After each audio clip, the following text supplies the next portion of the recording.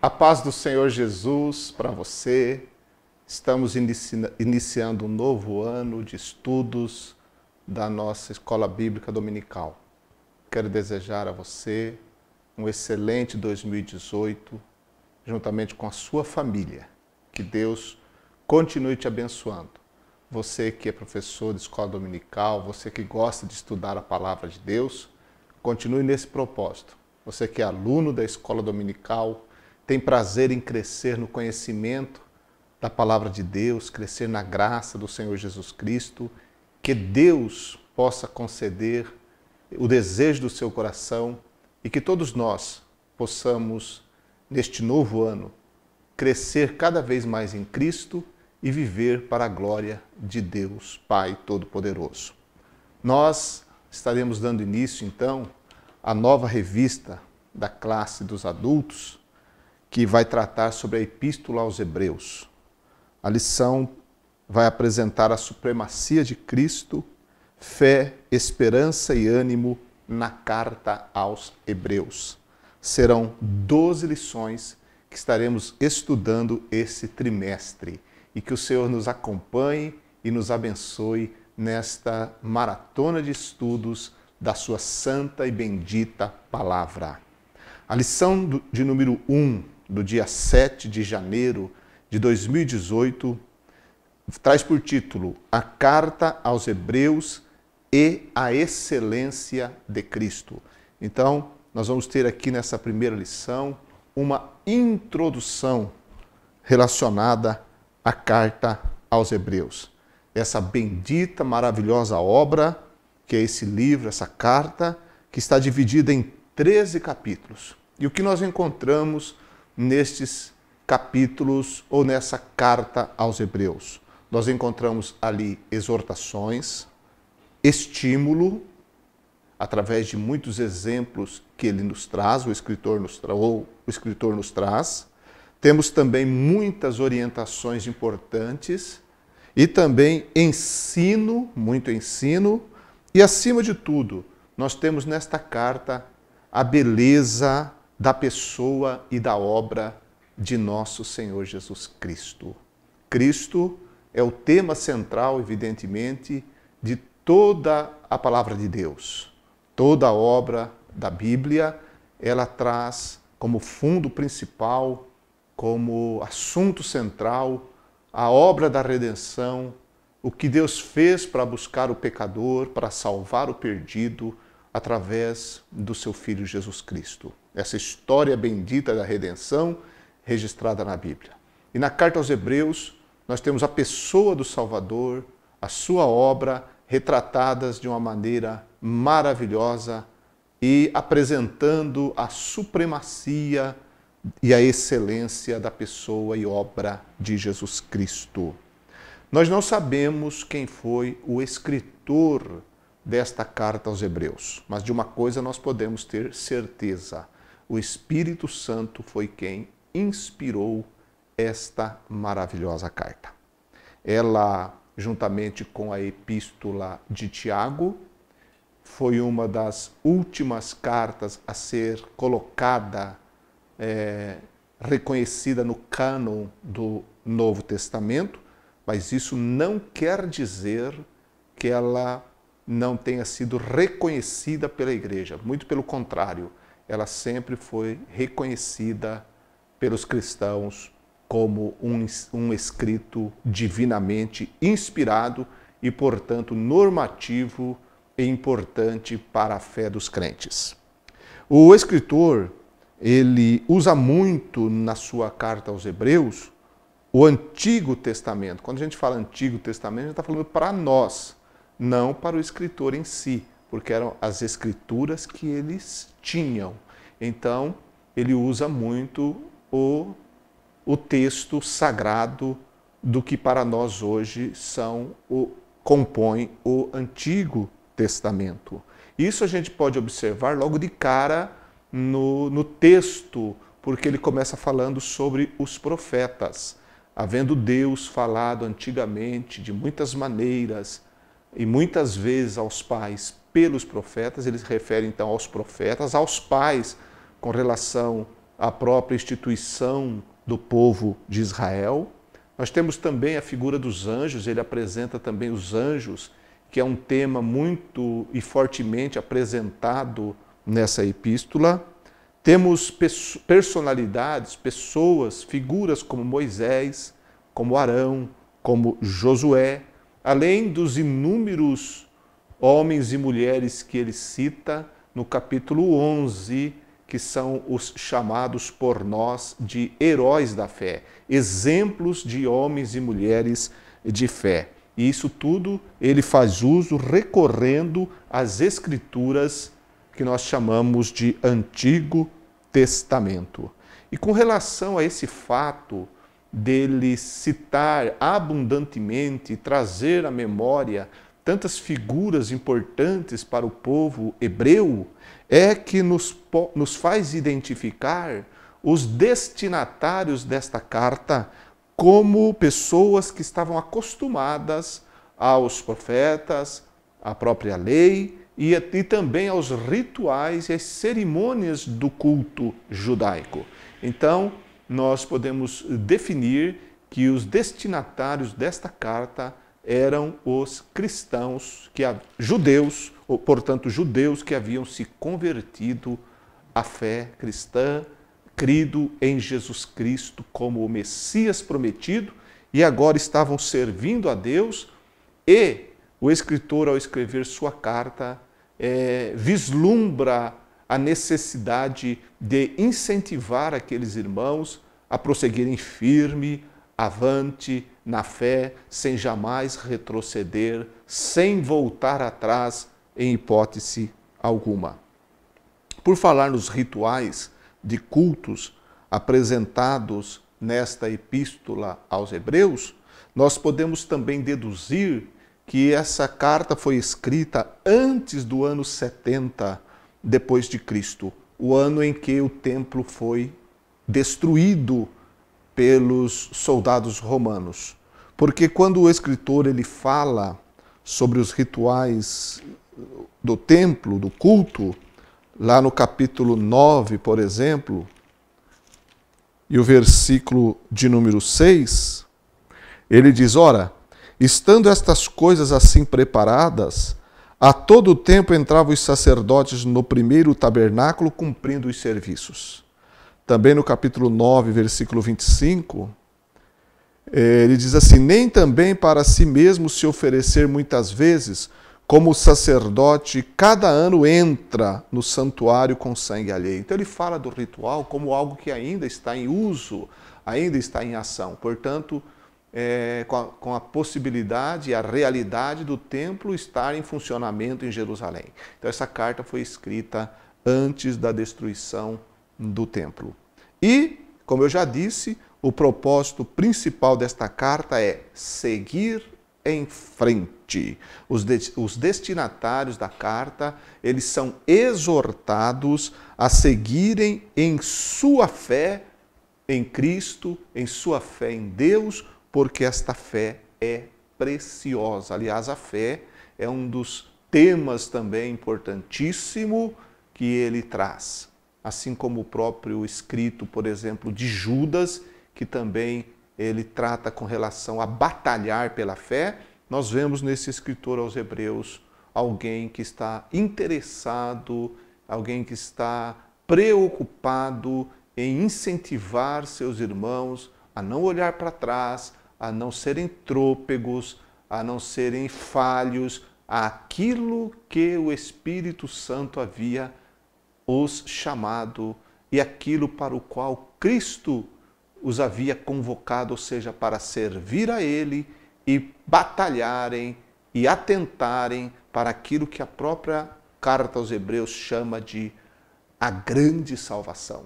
Nesta carta, nós somos exortados, uma vez que ela contém inúmeras exortações, a dar atenção, a valorizar a grande salvação, grandiosa salvação, que o próprio escritor disse que, começando a ser anunciada pelo Senhor, foi depois a nós, dirigindo-se aos seus destinatários, anunciada por aqueles que foram ministros da palavra. Além de que ele disse que esses ministros da palavra que haviam pregados a eles a palavra de Deus, eles tiveram sim a confirmação do Espírito Santo, Deus confirmando a mensagem que eles haviam recebido. Então o escritor aos Hebreus, ele procura levar aos seus ouvintes, aos seus leitores,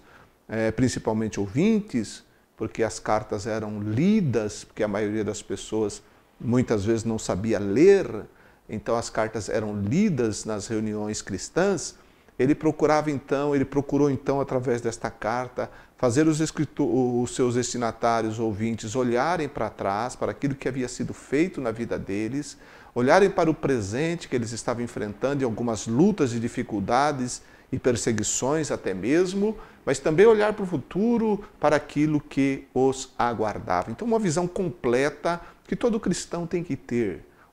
Uma visão do passado, daquilo que Deus fez, daquilo que Deus operou, da fidelidade de Deus nos eventos passados, entender que Deus é o nosso ajudador no tempo presente e que nos aguarda um futuro de grandes bênçãos e de maravilhosa glória juntamente com o Senhor. Então, essa carta procura fazer com que procura ampliar a visão do cristão para aquilo que Jesus é e para aquilo que Jesus fez. Então, os seus destinatários, eles são exortados a seguirem em sua fé, continuarem, perseverarem nesta fé, que ela é preciosa, e para mostrar o valor dessa fé, ele dedica toda uma grande parte do seu escrito que nós temos registrado no capítulo 11. Ele chega até mesmo a dizer que sem fé é impossível agradar a Deus. Impossível agradar a Deus. Então a fé é indispensável. Aliás, toda a Bíblia mostra a importância da fé, porque até Paulo falou, citando Abacuque, dizendo que o justo viverá da fé, pela fé.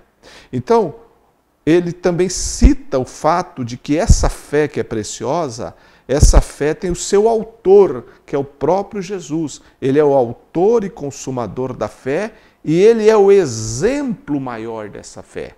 Hebreus capítulo 12, verso 1 e 2, o escritor diz que nós devemos seguir, caminhar, correr a carreira que nos está proposta, olhando para Jesus. E Jesus é o autor, consumador da fé. Ele fala sobre o sofrimento de Cristo, mas pelo gozo que lhe estava proposto, ele suportou a cruz, desprezou a afronta e assentou-se à destra do trono de Deus. Então, o crente, o cristão, ele tem que olhar para Jesus, que é o autor, consumador da fé, aquele que serve de exemplo para nós, e que venceu todas as adversidades, todas as afrontas e triunfou.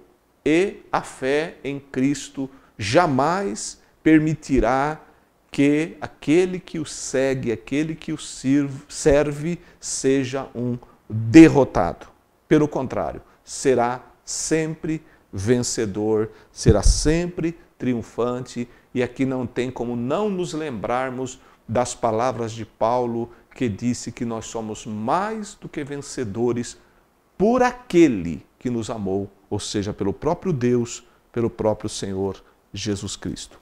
E, portanto, como cristãos, tendo Jesus como exemplo maior de nossa fé, nós temos que, e não podemos em momento algum, desanimar da fé.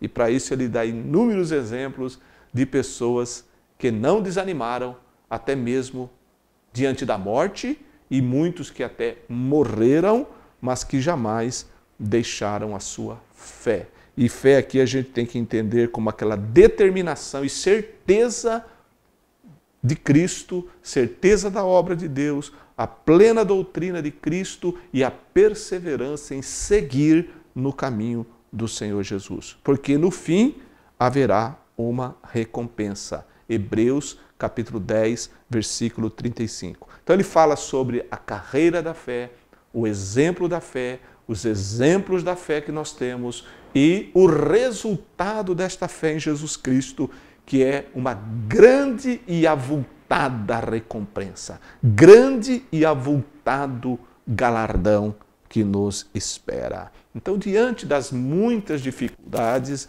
que aqueles irmãos estavam atravessando, essa pessoa que escreve essa carta, ele os desperta, os anima, os exorta a olharem e viverem o princípio básico da justificação, que é viver pela fé.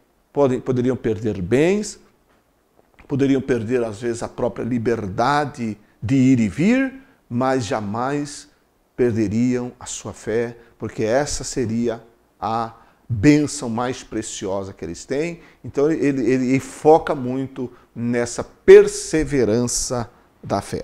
Também é claro, como eu já citei aqui, a superioridade de Cristo, ela é notada facilmente quando você lê a carta aos Hebreus. É um tema essencial, preponderante dessa epístola.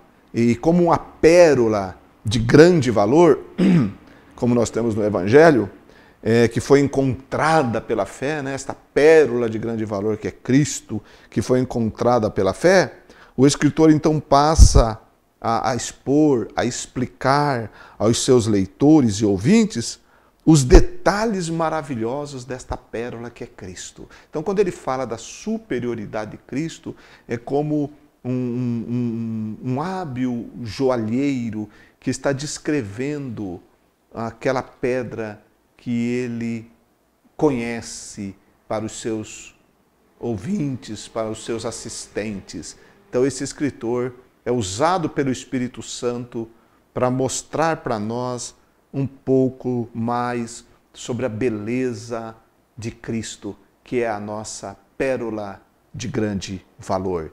E para fazer isso, ele então usa algumas coisas muito importantes a respeito de Cristo. Ele diz que Cristo, ele apresenta Cristo como a revelação final de Deus. Já no capítulo 1, verso 1, ele fala que a nós, nos últimos tempos ou nos últimos dias, Deus falou-nos pelo Filho, ou seja, a revelação final de Deus, maior, mais gloriosa de Deus, é a revelação de seu Filho, do próprio Senhor Jesus Cristo. O próprio escritor São João, ele registra essas palavras no seu Evangelho, dizendo que Deus nunca foi visto por alguém, mas o Filho unigênito que está no seio do Pai, a esse foi revelado o Senhor Jesus Cristo, a revelação maior, gloriosa de Deus. Outro texto que eu lembro do Evangelho de João é que o próprio evangelista, no capítulo 1 do seu Evangelho, ele diz que a lei foi dada por Moisés, a graça e a verdade vieram por Jesus Cristo. Então a lei ainda vedada, ainda aquele véu que cobria tanta coisa, mas em Cristo tudo foi esclarecido, tudo foi aberto. É o que Paulo fala, que quando alguém se converte, algum judeu, algum hebreu que está debaixo da lei, quando ele se converte, é como que se o véu foi tirado, ele consegue ver, ele consegue contemplar plenamente todas as coisas. Então o escritor começa a falar mais sobre essa pérola que é Cristo, ele apresenta também Cristo superior, superior aos anjos, superior a Moisés, superior a Arão, superior a Josué e por aí vai. Ele também fala sobre o sacerdócio eterno de Cristo, mostrando a superioridade de Jesus como nosso sumo sacerdote, sobre o próprio sacerdócio araônico, que era composto por homens falíveis, mortais, que eram sucedidos, substituídos continuadamente, mas Cristo, ele tem um sacerdote eterno. E aí é citado um personagem do Antigo Testamento que é Melquisedeque, como aquele que não tinha genealogia entre os judeus, para representar o sacerdócio de Cristo, que é de uma ordem superior à ordem de Melquisedeque. O capítulo 5, o capítulo 7 apresenta o sacerdócio de Cristo superior. Também ele apresenta Cristo como o Criador e sustentador de todas as coisas. Já deixa claro isso no capítulo 1, versículos 2 a 3. Também ele fala Cristo e a nova aliança, o novo pacto em Cristo, bem diferente do pacto estabelecido por Moisés, lá no deserto ainda, na instituição, na outorga da lei, na constituição do tabernáculo e por aí vai, onde tudo foi santificado com o sangue dos animais que foram sacrificados e tudo ali foi santificado e consagrado a Deus, e aquele sangue daquele animal, naquele momento em que estava sendo outorgada a lei, naquele momento em que estava sendo instituído aquele culto judaico, hebraico e o próprio tabernáculo, aquele sangue foi apresentado então como o sangue do concerto, mas era um sangue de animais. Agora, na nova aliança, nós temos a superioridade desta aliança, porque foi realizada com um sacrifício imensamente superior a qualquer outro sacrifício do Antigo Testamento. Então ele fala sobre esta nova aliança em Hebreus 7, 22, em Hebreus capítulo 10, versículo 16. Também ele apresenta Cristo e o seu sangue, a morte de Cristo, o derramar do sangue de Cristo, a sua morte expiatória, vicária, Hebreus capítulo 9, verso 13 e versículo 14. O sangue de Jesus Cristo, que ele diz que é poderoso, que tem um efeito eterno, porque diferente do sangue de touros, bodes e outros animais sacrificados no antigo pacto, o sangue de Cristo, ele purifica as nossas consciências das obras mortas para servirmos o Deus vivo e verdadeiro. Então o sangue de Cristo, ele opera resolvendo o problema do pecado e abrindo a porta para um relacionamento de servir a Deus, de filho de Deus, portanto, uma coisa extraordinariamente nova e maravilhosa. Ele fala que Jesus também abriu-nos a porta, o novo caminho pela sua carne, a sua carne que foi rasgada. Então, quando a Bíblia fala do sangue de Cristo, ela fala da morte expiatória de Cristo, da obra vicária de Jesus Cristo, e que pela sua morte nós temos o privilégio e o acesso agora a Deus. Embora Jesus seja o nosso sumo sacerdote, nós também somos chamados de sacerdotes dessa nova aliança. Somos agora chamados um sacerdócio real, tendo o privilégio de podermos nos achegar à presença de Deus por causa de Cristo e a sua morte, o seu sangue derramado. E ele também fala de uma coisa muito importante, que é Cristo e a sua casa. Hebreus capítulo 3, verso 6 e capítulo 10, versículo 21. E ele fala que esta casa somos nós. Portanto, os salvos em Cristo, a igreja de Deus, ela é a casa de Deus, e Cristo estabeleceu essa casa.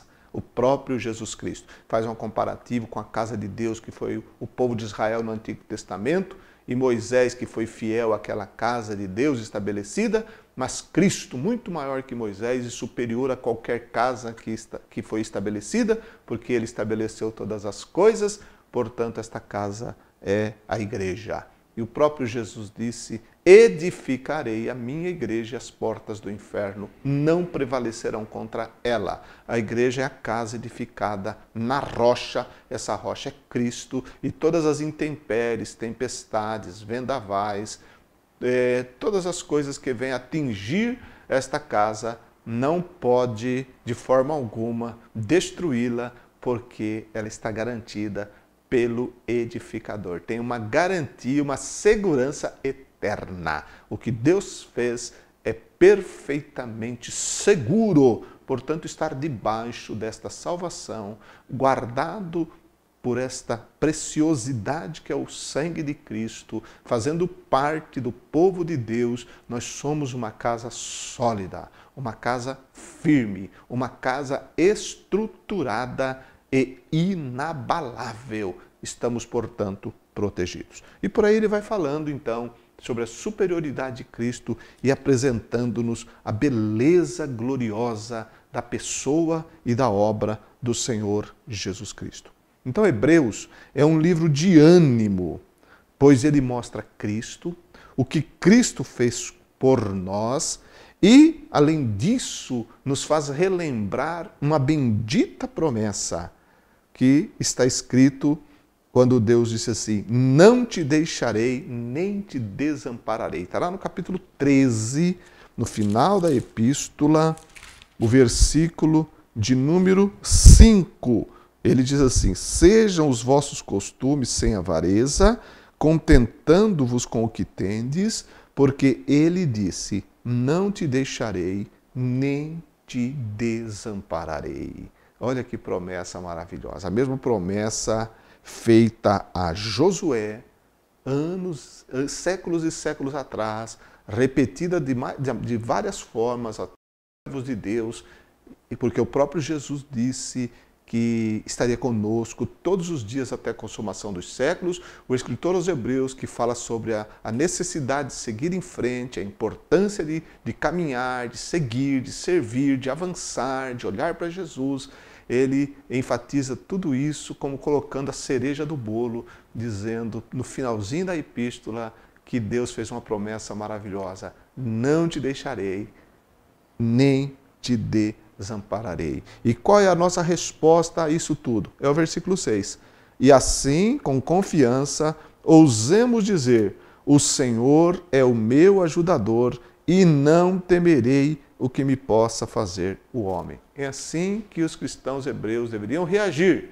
O Senhor é o meu ajudador. Estou enfrentando lutas, oposições à minha fé que me querem fazer desanimar, que me querem fazer desistir, oposições à minha fé que querem me prejudicar e tantas outras coisas, mas Deus me fez uma promessa.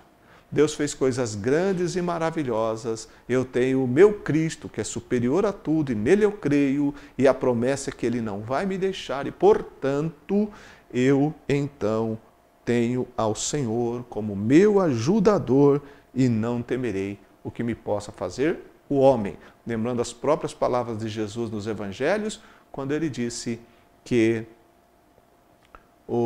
não temais os que matam o corpo e não podem fazer mais nada. Temei antes aquele que, além de matar o corpo, pode fazer a alma perecer. Esse sim devemos temer. E nós, graças a Deus, pela obra de Cristo, nós temos paz com este Deus, porque fomos justificados. Então, essa epístola, esse estudo, essa carta, esse trimestre, sem dúvida continuará sendo uma bênção para todos nós. Então, que nós possamos, nessa introdução, nos despertarmos ainda mais, nos animarmos para aquilo que está por vir, tendo como base a pessoa e a obra de Jesus Cristo, a sua superioridade e a sua excelência, pois o escrito desta pessoa que escreveu a Epístola aos Hebreus continua falando forte em nossos corações, porque é uma obra inspirada pelo Espírito Santo, fazendo-nos olhar para Jesus. Um grande abraço para você.